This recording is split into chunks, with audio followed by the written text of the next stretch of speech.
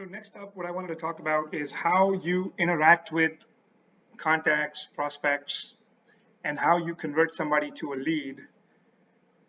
If Mary or any other seller was interested, what we technically could have done was we would have been able to tag them with either warm or hot, depending upon what the seller's disposition was. If they were wanting to sell it immediately and they were motivated and you qualified them and they were a hot lead, you would tag them as hot or you would tag them as warm.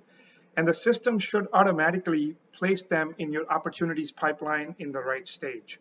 So for instance, if I tag them warm, Mary has been now tagged as warm, and by clicking on Mary's icon, Mary's initials here, you can go directly to Mary's detailed contact information, where you can see what their property address is, what their contact information is. Their property address will be under general info. Any custom fields will be under additional info. You can always select the hide empty fields checkbox for it to not display all of your empty custom fields. But also, because we tagged them as a warm lead, they have been placed under the new lead acquisitions pipeline. And the way we can confirm that is we can go to our opportunities pipeline and we see Mary as a new lead in our pipeline.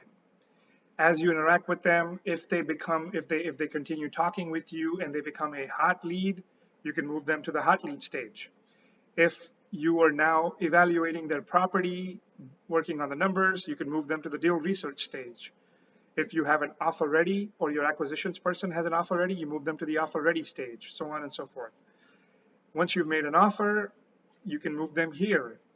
Depending on whether they accepted your offer or they did not, you can move them either to no deal. If they didn't respond for a given amount of time, you can move them to no response.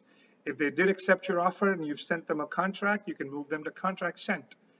So this opportunities pipeline is an amazing way for you to manage your lead, track your lead through the entire sales pipeline, through this entire sales process.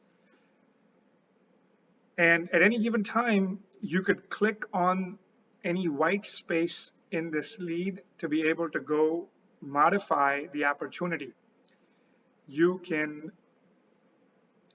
add different tags. You can change the lead status, whether you've won it, lost it, or you abandoned it.